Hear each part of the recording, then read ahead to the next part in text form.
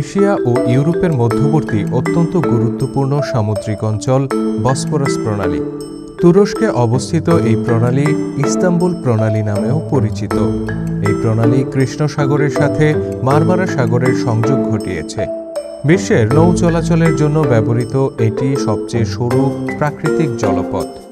বিখ্যাত এই জলপ্রবাহ আন্তর্জাতিক বাণিজ্যের ক্ষেত্রে অত্যন্ত গুরুত্বপূর্ণ ভূমিকা রেখে চলেছে। সংজ্ঞা অনুযায়ী প্রণালী তাকেই বলা হয় যা দুই পাশের দুই বড় পানির উৎসকে যুক্ত করে এবং যার নৌযান চলাচলের মতো যথেষ্ট গভীরতা রয়েছে। কৃষ্ণ সাগর ও ভূমধ্য সাগরের সাথে মারমারা সাগরের সংযোগ স্থাপনের কারণেই বসফরাস একটি প্রণালী হিসেবে স্বীকৃতি পেয়েছে। সাধারণ দৃষ্টিতে নদীর সাথে এর তেমন কোনো পার্থক্য নেই। বসফরাস প্রণালীর দৈর্ঘ্য ৩০ কিলোমিটার বা ১৯ মাইল।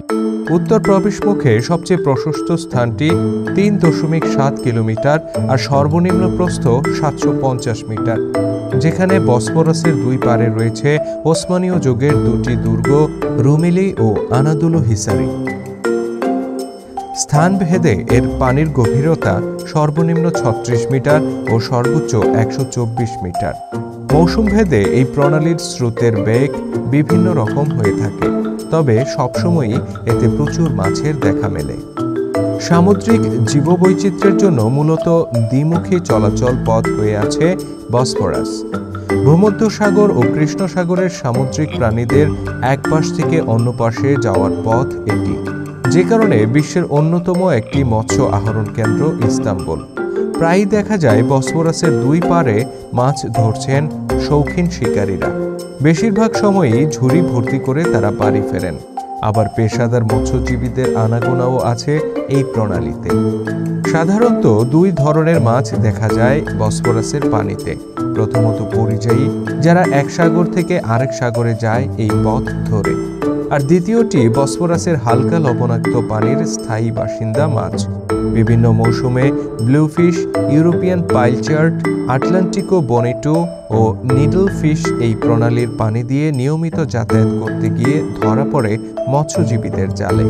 আর সারা বছরই পাওয়া যায় horse mackerel, C bus, red গার্নার্ড, black scorpion ইত্যাদি নানা প্রজাতির মাছ। ইতিহাসে বেশ কয়েকবার বসফরাসের পানি ঠান্ডায় জমে যাওয়ার ঘটনা ঘটেছে, যার সর্বশেষটি ঘটে ১৯৫৪ সালে।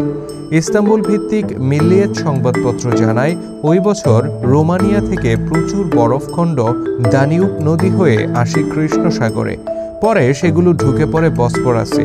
এক পর্যায়ে পুরো বসফরাস প্রণালী বরফে ঢেকে যায়। বসফরাসের দুই পাড়ের ইস্তাম্বুলকে এক করতে এর উপর এখন পর্যন্ত ৩টি সেতু নির্মাণ করেছে তুরস্ক। ১৯৭৩ সালে চালু হওয়া প্রথম ব্রিজটির নাম বসফরাস ব্রিজ।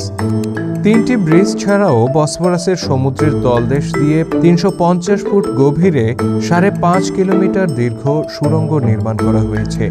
ইউরেশিয়া টানেল নামে এই সুড়ঙ্গ দিয়ে এশিয়া থেকে ইউরোপ যেতে সময় লাগে মাত্র ১৫ মিনিট। মজার ব্যাপার হলো এটি সম্পূর্ণ শীতাতপ নিয়ন্ত্রিত ডাবল ডেক টানেল তথা ২ তলা বিশিষ্ট সুড়ঙ্গ।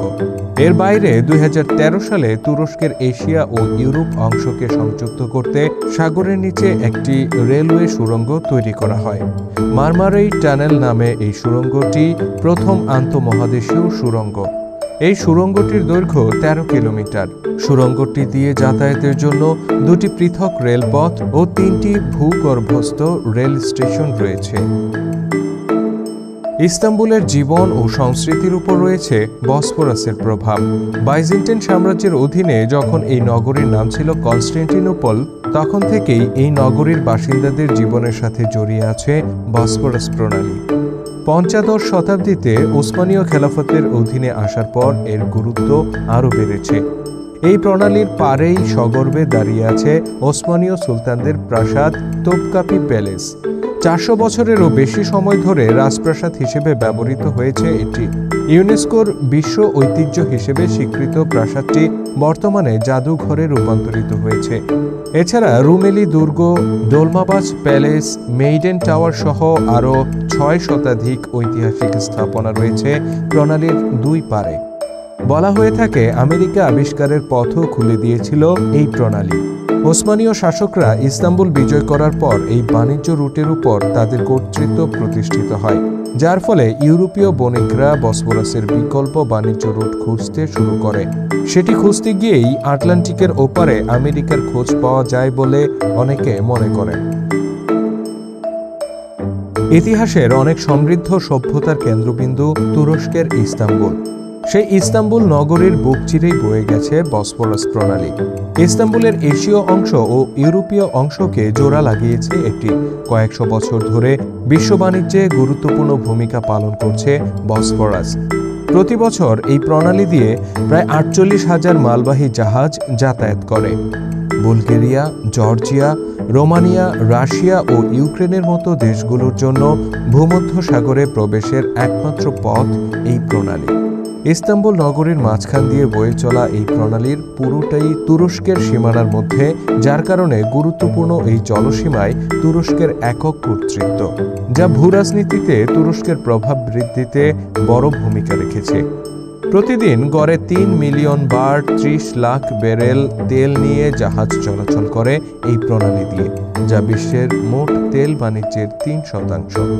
প্রধানত রাশিয়া থেকে এবং কাস্পিয়ান সাগরের উপকূলীয় দেশগুলো থেকে প্রতিদিন তেল বোঝাই জাহাজ যায় বিশ্বের বিভিন্ন গন্তব্যে।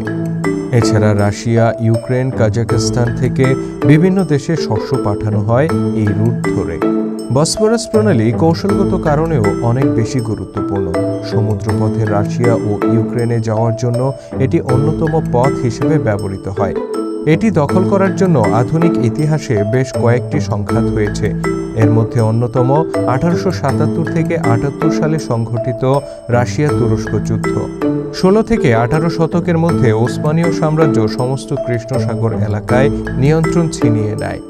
এই সমুদ্র অঞ্চলে তখন রাশিয়ার সকল যুদ্ধ জাহাজের প্রবেশ নিষিদ্ধ করা হয়। পরবর্তীতে বসফরাস দিয়ে জলযান চলাচলের ব্যাপারে বেশ কয়েকটি আন্তর্জাতিক চুক্তি সম্পন্ন হয়। প্রথম বিশ্বযুদ্ধের পর 1920 সালে সম্পন্ন হয় সেইভ্রিজ চুক্তি। এই চুক্তির অধীনে বসফরাসকে সকল ধরনের সামরিক নিয়ন্ত্রণ থেকে মুক্ত করা হয় এবং একে লিগ অব নেশনসের নিয়ন্ত্রণে আন্তর্জাতিক জলপথ হিসেবে উন্মুক্ত করে দেয়া হয়। তুরস্ক ভ্রমণকারী পর্যটকদের কাছে বসফরাস একটি আকর্ষণের নাম। প্রতি বছর লাখ লাখ পর্যটক রিভার ক্রুজে চড়ে বসফরাসের সৌন্দর্য উপভোগ করেন। প্যাসেঞ্জার ফেরিতে চড়ে এই প্রণালী দিয়ে স্কুল কিংবা কাজে যায় এই নগরীর অনেক বাসিন্দা। 1954 সাল থেকে বসফরাসের নৌ সার্ভিস ইস্তাম্বুলবাসীকে সেবা দিয়ে আসছে। এর সাথে জড়িয়ে আছে অনেকের জীবন জীবিকা। বসফরাসের পানিতে সাঁতার প্রতিযোগিতাও বিশ্বের একমাত্র ইন্টারকন্টিনেন্টাল সুইমিং রেস। প্রতি বছর এই প্রতিযোগিতায় অংশ নেন কয়েক হাজার সাঁতারু।